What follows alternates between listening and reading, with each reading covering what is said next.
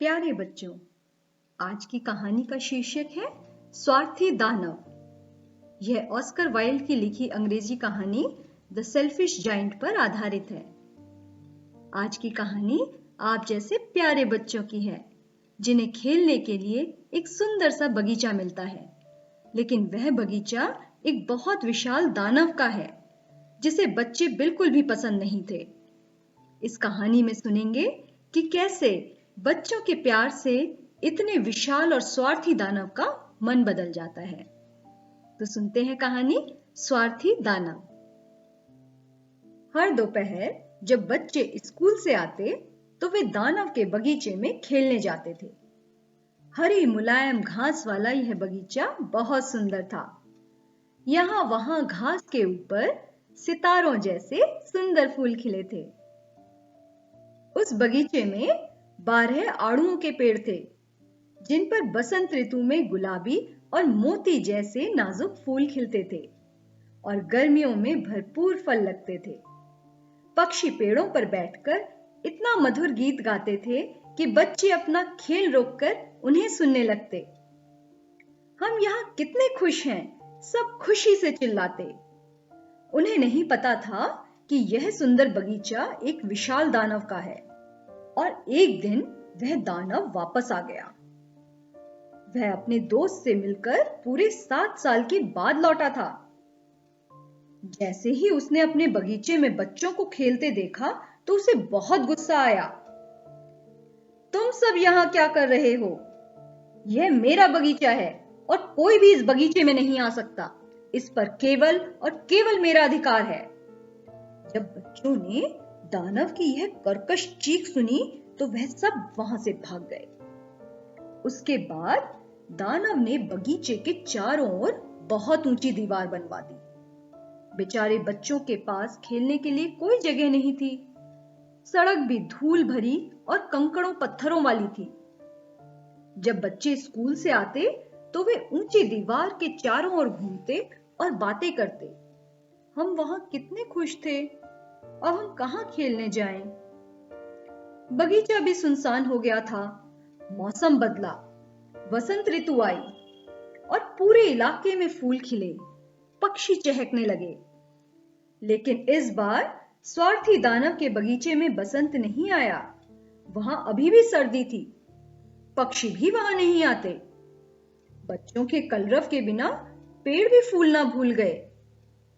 एक बार एक सुंदर फूल ने अपना सिर घास से बाहर निकाला, लेकिन जब उसे कोई बच्चा नहीं दिखा तो उसे इतना दुख हुआ कि वह फिर से जमीन में फिसल गया और सो गया। सबसे ज्यादा मजा तो ठंड और बर्फ को आ रहा था। वो खुशी से चिल्ला रहे थे कि बसंत तो इस बगीचे को भूल ही गया है, अब हम पूरे साल यहां रह सकते हैं। बर्फ ने घास को अपने बड़े सफेद लबादे से ढक दिया और पाले ने सभी पेड़ों को चांदी से रंग दिया और उन्होंने उत्तर दिशा से आने वाली हवा को भी आमंत्रित किया और वो भी वहां आ गई। उत्तरी हवा पूरे बगीचे में शोर मचाती रहती। उसने ओलों को भी बुलाया।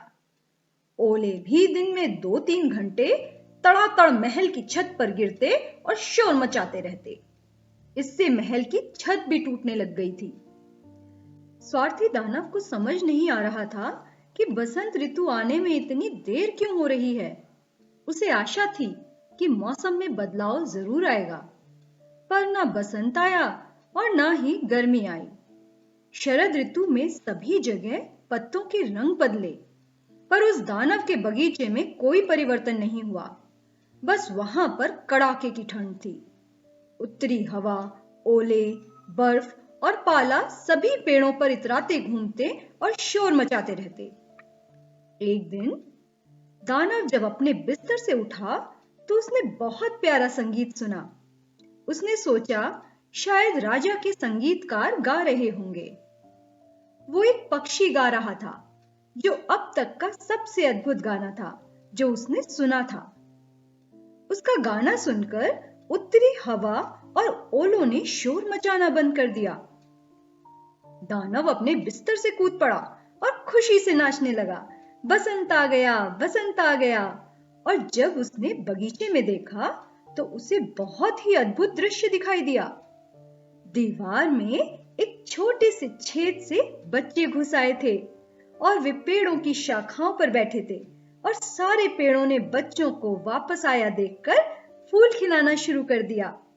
पेड़ भी बच्चों के ऊपर शाखाओं की बाहें लहरा रहे थे। पक्षी खुशी से उड़ रहे थे और चहचहा रहे थे।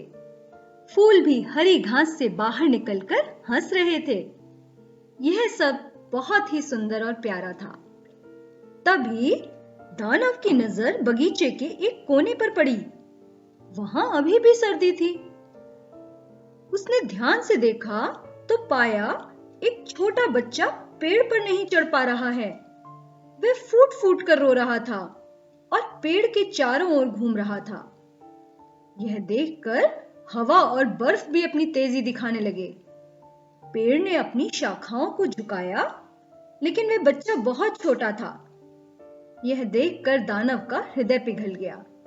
उसे समझ में आ गया था कि बसंत क्यों नहीं आ रहा था। उसने अपने मन में सोचा और बोला, मैं कितना स्वार्थी हो गया हूं। मैं ये दीवार गिरा दूंगा। मेरा यह बगीचा सदैव बच्चों के लिए होगा। ऐसा सोचकर वह दबे पांव नीचे आया और सामने का दरवाजा खोलकर जैसे ही वह बगीचे में आया तो बच्चे उसे देखकर भागने लगे। वो सब इतने डर गए कि झटपट सब बगीचा छोड़कर भाग गए। वह छोटा लड़का नहीं भागा, क्योंकि उसकी आंखें आंसुओं से इतनी भरी हुई थीं कि उसने दैत्य को आते हुए ही नहीं देखा। दानव उस लड़के के पीछे गया और उसे पेड़ पर बैठा दिया। पेड़ पर लड़के को बैठाते ही पेड़ खिल उठा। पक्षी आए और गाने लगे। यह सब देखकर उत्तरी हवा, ओले, बर्फ और पाला भी भाग गए। छोटा लड़का इतना खुश हुआ कि उसने दोनों बाहें फैलाकर दानव को पुच्ची दी। जब दूसरे बच्चों ने यह देखा कि दानव अब बुरा नहीं रहा, तो वह सब भी दौड़कर वापस आ गए और उनके साथ बसंत भी वापस आया। अब यह तुम्हारा ही बगीचा है बच्चों। यह कहते हुए उस दानव ने एक बड़ी कुल्हाड़ी से दीवार को गिरा दिया। अब बच्चे रोज वहां खेलने आते और दानव भी उन बच्चों के साथ खेलता। एक दोपहर स्कूल की छुट्टी के बाद बच्चे खेलने आए तो दानव ने उस छोटे लड़के को नहीं पाकर बच्चों से पूछा, तो बच्चों ने मना कर दिया कि उन्हें नहीं पता है कि वह छोटा लड़का कहां से आता था। यूं तो दानव सभी बच्चों से बहुत प्यार करता था, लेकिन उसे उस छोटे लड़के से विशेष लगाव था। वह हर दिन उसका इंतजार करता, मगर वह कभी नहीं आया। साल बीतते गए और दानव बूढ़ा और कमजोर हो गया। अब वह खेल नहीं पाता था, इसीलिए वह एक बड़ी कुर्सी पर बैठकर बच्चों को उनके खेल खेलते देखता रहता था। वह सोचता था कि उसके बगीचे के सबसे सुंदर फूल तो यह बच्चे हैं।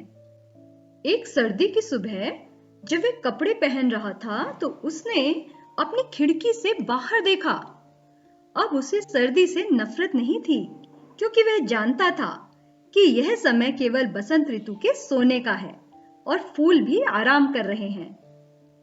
अचानक उसने आश्चर्य से अपनी आंखें मली और देखता ही रह गया। यह निश्चित रूप से एक अद्भुत दृश्य था। बगीचे के सबसे दूर कोने में एक पेड़ था जो सफेद सुंदर फूलों से ढका हुआ था। उसकी सभी शाखाएं सुनहरी थीं और उनमें चांदी के फल लटक रहे थे। उसके नीचे वह छोटा लड़का खड़ा था जिसे वह सबसे ज्यादा प्यार करता था। दानव बड़ी खुशी से नीचे की तरफ भागा और बगीचे में चला गया। वह तेजी से घास पार करके बच्चे के पास जाता है। जब वह उसके और पास आता है तो गुस्से से दानव का चेहरा लाल हो जाता है और वह देखता है कि बच्चे की हथेलियों पर 2 कीलों के निशान थे और छोटे पैरों पर भी 2 कीलों के निशान थे। तुम्हें घायल करने का साहस किसने किया है? वह दैत्य चिल्लाया। मुझे बताओ, मैं अभी अपनी तलवार से उसे मार डालूंगा। नहीं, ये प्यार के घाव हैं, बच्चे ने उत्तर दिया। तुम कौन हो? दानव ने पूछा और उस पर एक अजीब सा भय छा गया। वह छोटे बच्चे के सामने घुटने टेक कर बैठ गया। बच्चा दानव की ओर देखकर मुस्कुराया और उससे कहा, आप मुझे अपने बगीचे में खेलने देंगे? फिर आज आप मेरे साथ मेरे बगीचे में चलेंगे, जो स्वर्ग है। जब दोपहर को बच्चे बगीचे में खेलने आए तो उन्होंने दानव को उस पेड़ के नीचे मृत पाया और उसका पूरा शरीर सफेद फूलों से ढका हुआ था। तो बच्चों, ये थी कहानी स्वार्थी दानव की। आप सबको कैसी लगी? कमेंट सेक्शन में लिख के बताना और चैनल को सब्सक्राइब करना।